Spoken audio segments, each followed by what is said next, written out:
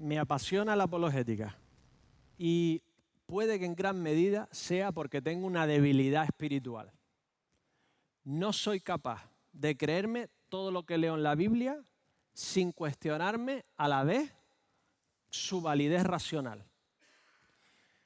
En el fondo me encantaría ser de otra forma, si te soy sincero, no tener nunca dudas intelectuales, jamás cuestionarme la lógica de lo que creo, tener una fe sin grietas, sin preguntas, completamente hermética a la duda, con una certeza inamovible, como viendo al invisible continuamente.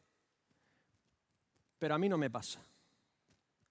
Y la verdad es que mientras más estudio la Biblia, más estoy convencido de que esa clase de fe Dios no se la da a casi ninguno. Esa fe absoluta no se la otorga prácticamente a nadie. Es más, mientras más estudio la lógica de lo que creo, más me doy cuenta de la sabiduría de Dios en todo lo que ha hecho y en todo lo que ha inspirado. Más gloria descubro acerca de quién creo. No menos, sino más. Mientras más me pregunto, mientras más dudo y resuelvo mis dudas, más me convenzo en la palabra de Dios, en lo que estudio de Dios, en lo que siento de Dios, en lo que veo de Dios, que su testimonio es cierto, real, lógico y sabio. Ahora, no quisiera engañarte. Profundizar en las verdades de Dios con la razón, utilizando las herramientas de la razón, también me ha traído muchísimos dolores de cabeza. Me ha traído crisis, dudas. Mis estudios superiores en apologética me sumieron en un agnosticismo depresivo. Pero al final del camino, al final del trayecto de la duda, de la honestidad de cada pregunta, mi fe ha sido fortalecida. Mi Dios ha brillado más exuberante y mis razones para presentar defensa con mansedumbre y reverencia de lo que creo se ha vuelto más sólido, más real y más convincente. Os lo puedo asegurar. Al final de la duda he visto un Dios más grande, más maravilloso, más amoroso, más digno y más sabio. Es un mandamiento divino. Amar al Señor nuestro Dios con todo nuestro... Hay dos versiones, entonces no sé cuál me vas a decir, la de Marcos. Con todo nuestro corazón, con toda nuestra alma y con toda nuestra... Y esto es lo que tenemos que intentar. Amarlo con todas nuestras fuerzas, con todo lo que somos. No dejar ninguna parte fuera. No dejar la cabeza fuera. Porque además Dios no nos los pide. Ahora voy a introducir la serie en apologética con una pregunta que me han hecho unos cuantos. Enseño en el IPSTE apologética y la primera pregunta que me hacen es ¿qué hacemos aquí? ¿Sabéis por qué, no? Si el Espíritu Santo es el que convence a las personas de pecado, de juicio, de justicia y de juicio, ¿para qué darle ningún razonamiento? ¿Conocéis a alguien que haya creído por un razonamiento lógico? A verlo, haylo. Pero, ¿es tu experiencia? La mayoría hemos creído porque nos los han contado y nos ha parecido cierto y obvio. El Espíritu Santo nos ha tocado y nos ha hecho ver como verdad la realidad de lo que nos han contado. ¿Sí o no? O te ha traído un amigo, o te han carrileado tus padres, como dicen los que les gusta jugar. Te encarrilan hacia una verdad y te das cuenta tú que, oye, pues sí, pues esto realmente es cierto.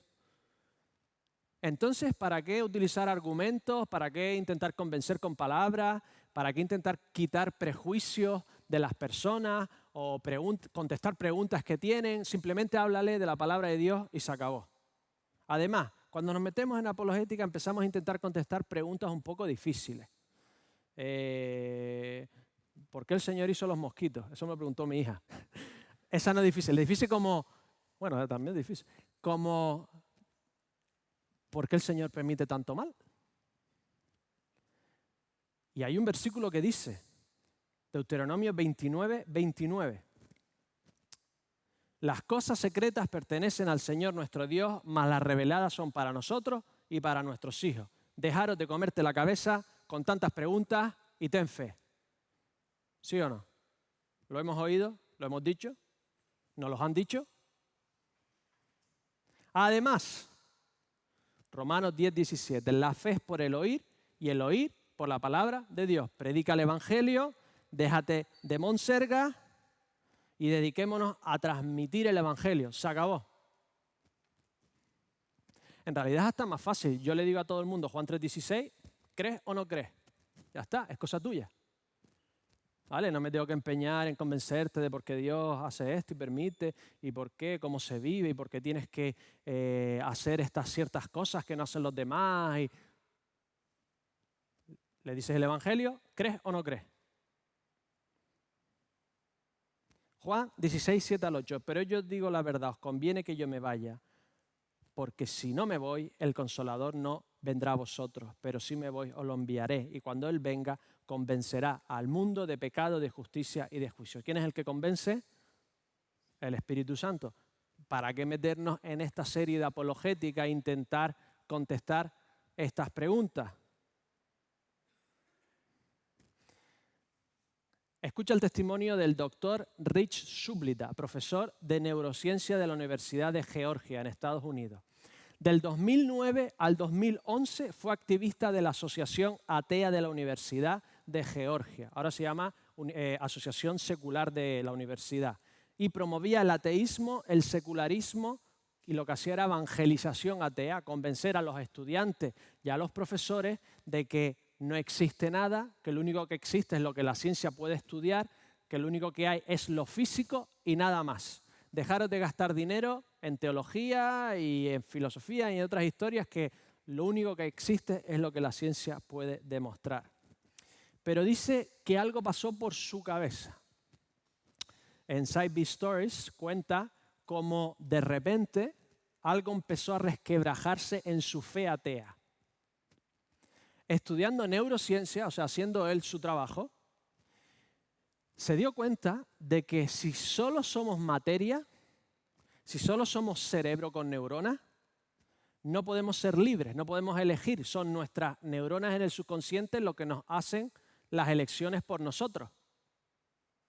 No podemos elegir entre A o B, entre si quiero café o té. Es solo una ilusión que nos da el cerebro, porque nuestras neuronas no lo eligen todo por nosotros. Somos un robot biológico manejado por nuestras neuronas, dependientes de una cadena física determinada. Si no hay alma, si no hay nada por encima de las neuronas, no somos libres. ¿Por qué decidí matar a alguien? Porque mis neuronas me obligaron, me hicieron... Somos un producto del cerebro y se acabó. Pero en el fondo él sabía que... Dice que él sabía que hay algo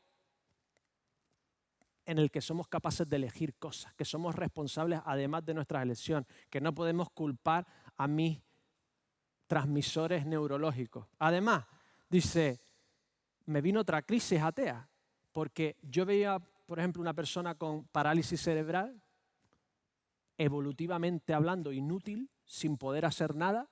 ¿Por qué gastarme un duro en esa persona cuando hay un montón de otros animales que están pasando hambre? ¿Qué valor tiene él que yo pueda gastarme mi dinero en vez de gastarme dinero en otras personas que sí pueden funcionar y son útiles y pueden hacer algo?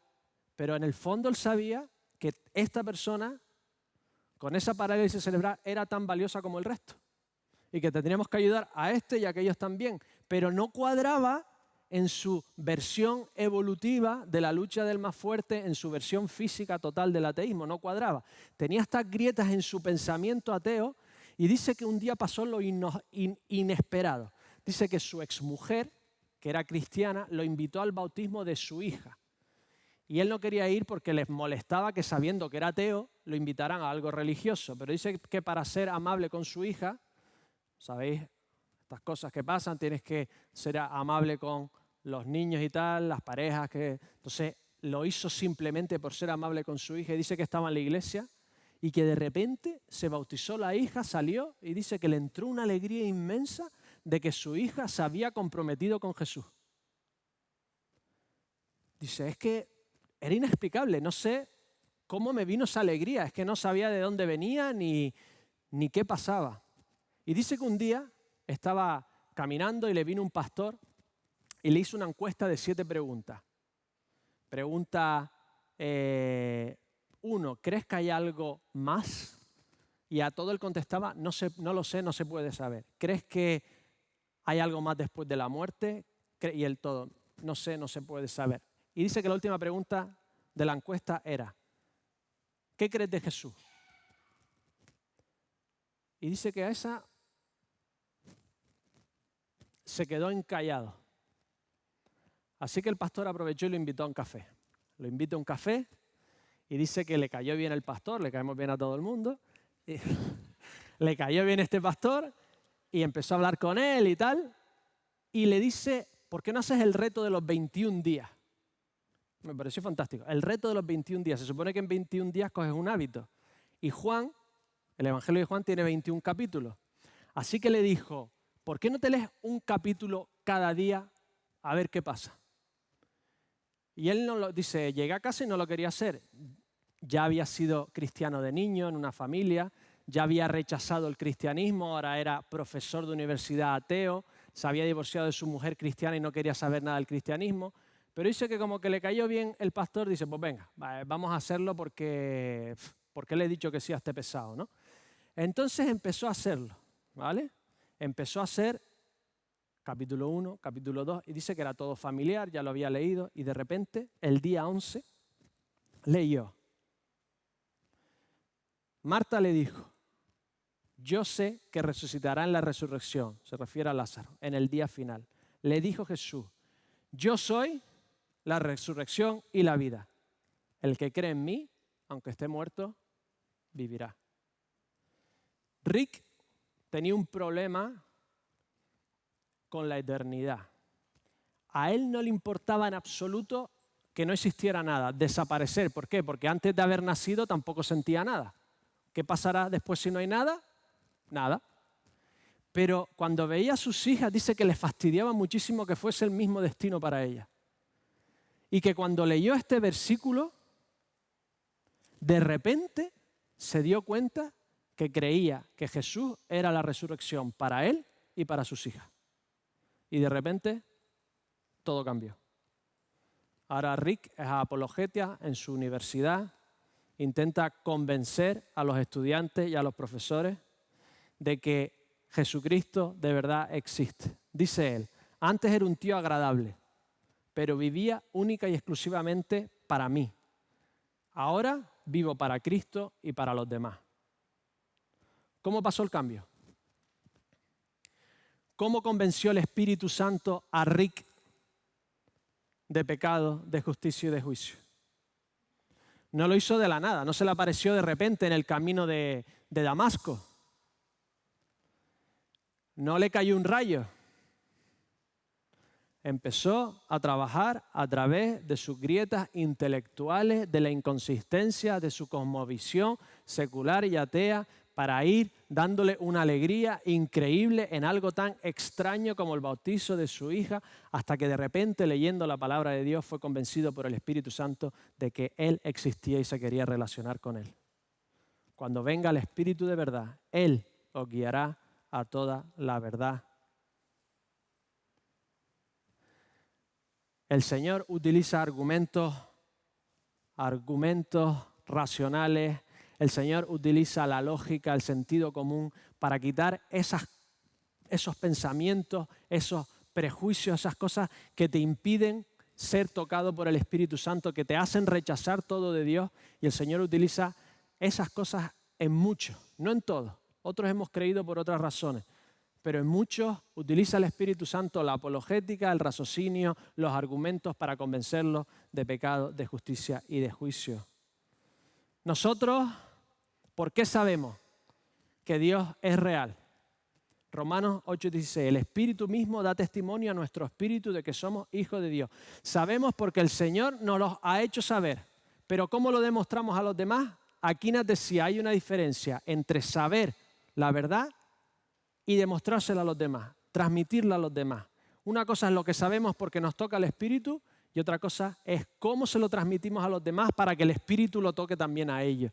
Y el Señor utiliza y el Espíritu utiliza nuestra mente, nuestro raciocinio y utiliza nuestras palabras para empezar a crear grietas en el corazón de hasta los más duros, hasta los más intelectuales, los más inteligentes, los más ateos, los más negados al Espíritu Santo. Las cosas secretas pertenecen al Señor nuestro Dios, mas las reveladas son para nosotros y para nuestros hijos. Pero en la Biblia siempre hay un equilibrio, ¿verdad que hemos dicho que Jesús es totalmente equilibrado? De repente tenemos el otro equilibrio. Hay cosas que, por mucho que las indaguemos, son cosas de Dios. Pero de repente dice en Proverbios 25:5, gloria de Dios es encubrir un asunto, pero honra del rey es escudriñarlo. Es altamente honroso indagar, utilizar la mente, utilizar la palabra de Dios, utilizar la naturaleza para intentar entender la palabra escrita, lo que nos revela a través de lo que vemos, usando nuestras capacidades limitadas, pero con la ayuda del Espíritu Santo, llegar a intentar entender todas las cuestiones que nublan el pensamiento de los que se oponen a Dios.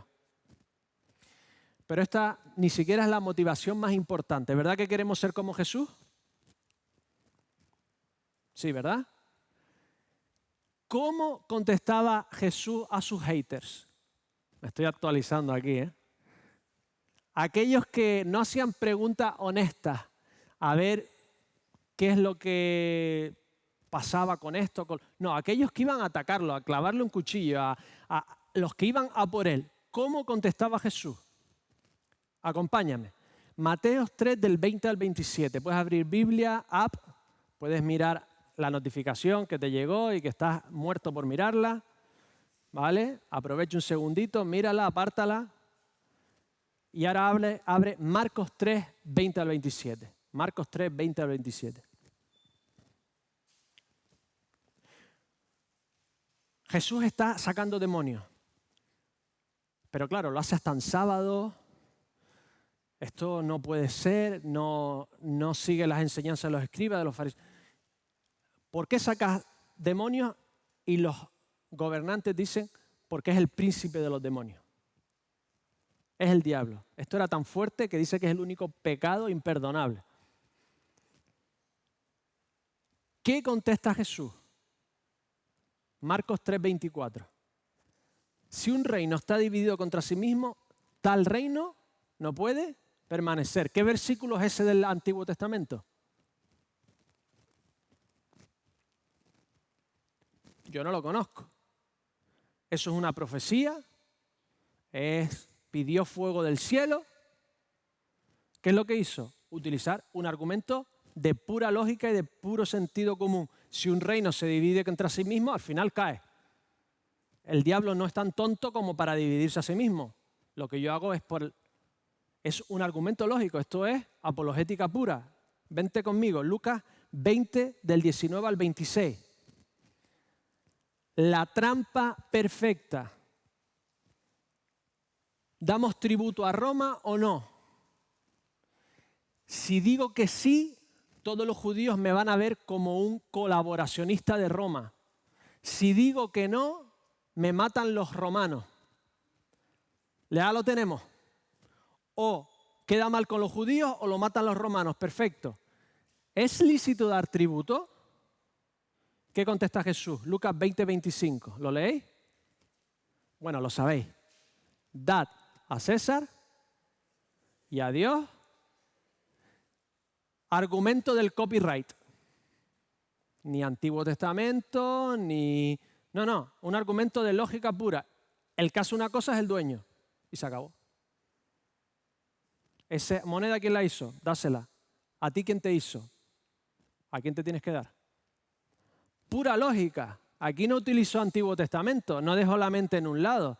No dijo, algo que era una parábola que no se podía entender. Dijo algo lógico con sentido común. El último, Juan 7, del 21 al 24. Lo están acusando de que rompe el sábado, de que lo incumple. Y viene Jesús y le dice, 7:23, si recibe el hombre la circuncisión el sábado, para que la ley de Moisés no sea quebrantada, ¿os enojáis conmigo porque en sábado sane completamente un hombre? ¿Qué versículo es este del Antiguo Testamento? ¿Qué le está diciendo? Si lo rompemos para cumplir una parte, sanar no es parte de la ley, que ayudes a los demás. Argumento puro y lógico. Es Jesucristo un maestro apologeta que desenmascara a sus detractores que lo acusan de diferentes cosas. Una y otra vez Jesús utiliza la lógica del lenguaje y del sentido común.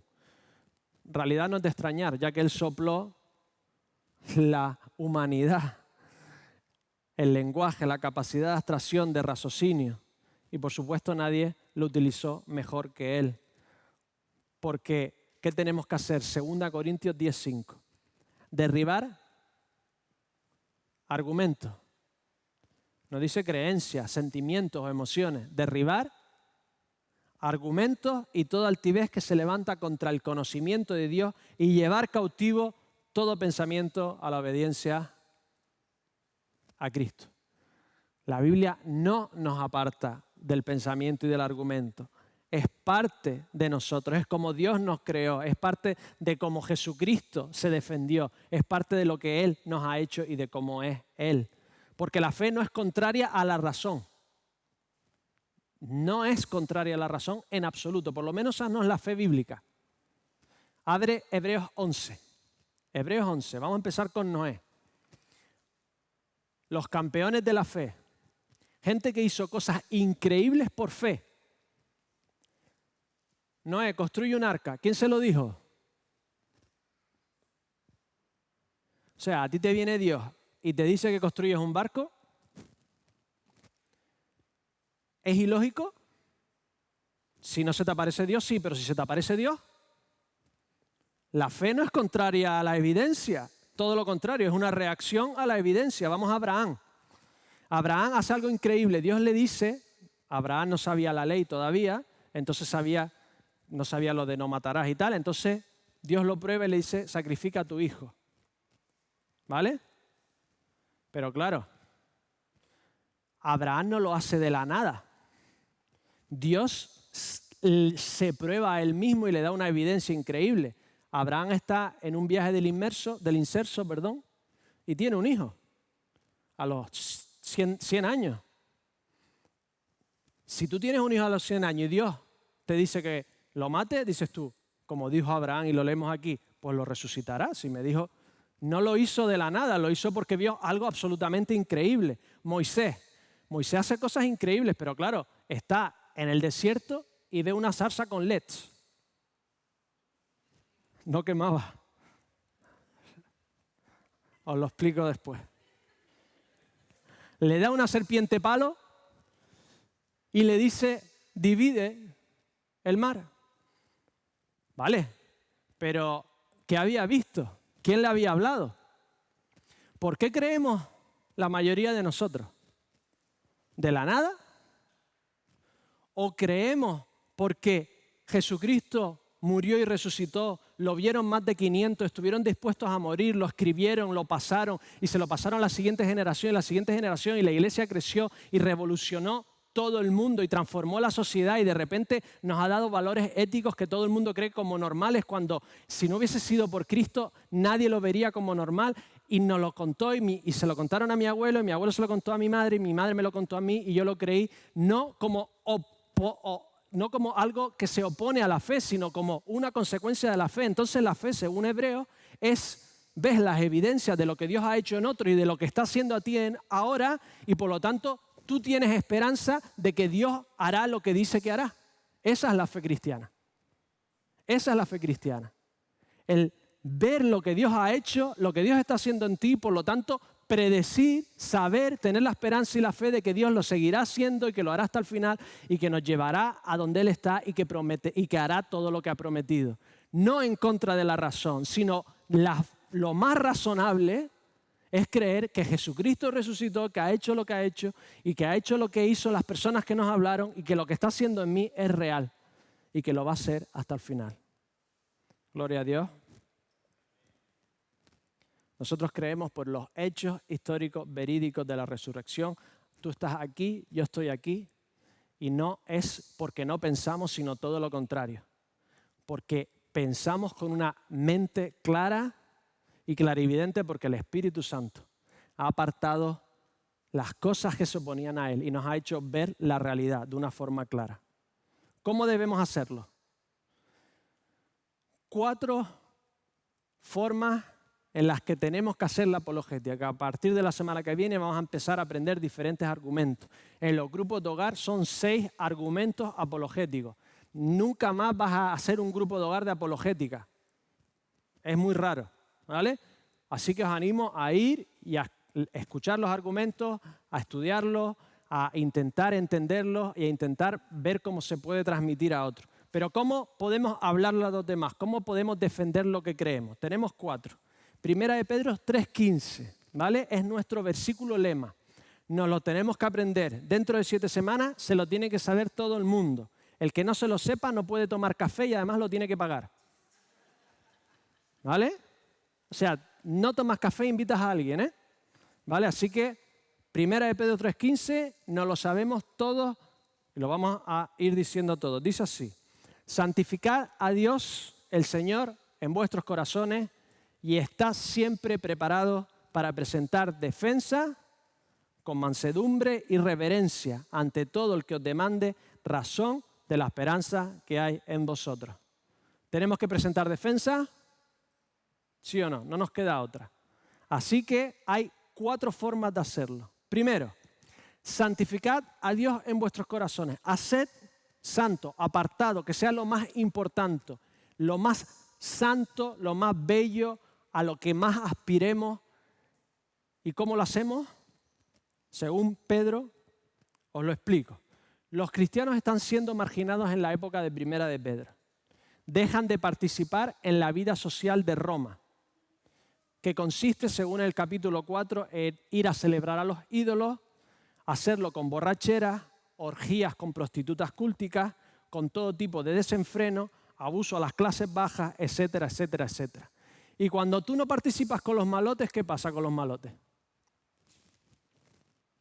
Dejas de ser parte de la sociedad. Ya no te van a comprar a tu tienda, ya no te invitan a su cumpleaños, bueno, no celebran el cumpleaños, pero ya no te invitan a su fiesta, ya no eres parte de... Así que, ¿qué tienes que hacer? Para dejar de ser un paria incivilizado, poco nacionalista, rebajas los requisitos morales, dejas de tener a Dios como santificado en tu corazón. Dice Pedro, no. Amados, 1 Pedro 2, 11 y 12. Yo os ruego como extranjeros y peregrinos que os abstengáis de los deseos carnales que batallan contra el alma. Mantened buena vuestra manera de vivir entre los gentiles, para en lo que murmuran de vosotros como de malhechores, por no participar en lo que ellos participaban, glorifiquen a Dios el día de la visitación, al considerar vuestras buenas obras. Para ser apologética hay que tener la mejor vida posible. El día de la visitación no puede ser la segunda venida, porque cuando venga Jesús, el que no se ha escondido, ya no vas a considerar las buenas obras de los cristianos, no, ya o lo alabas porque es tu Dios o te arrodillas de Él porque viene en juicio. El día de la visitación seguramente es cuando el Espíritu Santo toca los corazones. ¿Y cómo puede hacer la obra el Espíritu Santo? Viendo a estos gentiles que creían que eras un malvado porque no tenías a ellos y dándose cuenta de las buenas obras que hacías, de la buena conducta, de la buena fe, de cómo los amabas aunque ellos no te amaran a ti, etcétera, etcétera. La mejor forma de hacer apologética es teniendo la mejor vida posible, para no defender la verdad como los escribas, sin autoridad, sino desde un punto de vista, desde una base sólida y fuerte en el que, sin ser perfecto, eres una luz en medio de la oscuridad. Segunda regla de la apologética. Estás siempre preparado para presentar defensa. En realidad esto ya no ni siquiera es para presentar defensa a tus vecinos. Es que tus hijos te hacen unas preguntas. Papá, ¿los pollos tienen alas solo para que nos las comamos? Los niños ya vienen con preguntas que necesitamos estar informados, necesitamos entender lo que pone, necesitamos saber lo que creemos. Algunos se están riendo ahora. Necesitamos entender lo que creemos hasta para hablarle a nuestros hijos, al vecino de al lado. Tenemos que estar preparados, informándonos, yendo a los grupos de hogar, leyendo. Tenemos que tener respuestas, no podemos siempre quedarnos callados. Si no sabemos algo, no pasa nada, nadie lo sabe todo. Nos informamos y volvemos la próxima vez. Pero tenemos que ser proactivos en aprender, en informarnos, en investigar, en buscar, porque la verdad está aquí y la verdad tiene que ser revelada. Regla 3. Con mansedumbre y reverencia ante todo el que os mande.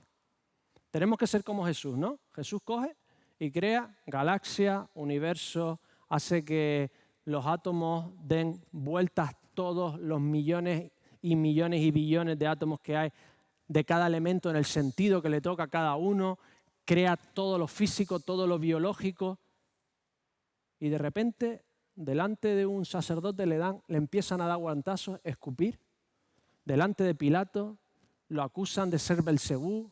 ¿Y qué hace Jesús? Decir las cosas claras, con amor, intentando convencer hasta el final de que era la verdad, de que era el camino, de que era el único Hijo de Dios. Así que no tenemos excusa jamás para no hacerlo con mansedumbre y humildad como lo hacía Jesús. Él se humilló hasta lo sumo para venir a demostrarnos la verdad. Nosotros no hay excusa para no ser humildes, para no decirlo con amor, para no amar a aquel que no me ama, porque queremos ser como Jesús. Tenemos que hacerlo siempre con mansedumbre y reverencia. Tenemos que ganar la persona, no necesariamente el argumento. Tenemos que tener la actitud de hacerlo con todo el amor, con toda la reverencia y con toda la mansedumbre. 4, y última. Dice que tenemos que hacer esto y dice, la razón de la esperanza que hay en vosotros. Y nos habla de la esperanza. La palabra esperanza en sí es optimista, ¿verdad? Si es pesimista ya no es esperanza. Es esperanzadora. Trae un gozo profundo en medio de las tragedias. Es la llama que te permite en los momentos difíciles que el alma no se apague. La esperanza es contagiosa, trae consuelo, da vida. Da igual que seas pesimista, da igual que estés en un estado malo de ánimo, da igual que la vida te esté dando golpes. Si no vives la esperanza que tienes en Cristo con alegría, con optimismo, si no eres capaz de transmitir esto con gozo, de vivirla como algo preciado, ¿qué vas a defender? ¿A qué quieres invitar a los demás? Tenemos que defenderlo con una esperanza inamovible, que sea contagiosa y que sea incontestable. ¿Quién te puede contestar a tu esperanza, a lo que tú has sentido, vivido y a lo que has visto y lo que tú crees? ¿Quién te puede decir que no es cierto? Esa esperanza hay que vivirla para poder transmitirla. Y si la vivimos de verdad, si vivimos nuestra vida con una esperanza cierta, nadie nos podrá contestar. ¿Estás dispuesto a añadir razones a la esperanza que tenemos en nuestros 70 días? ¿Sí? Pues vamos a orar. Le voy a pedir a Natalia que ore.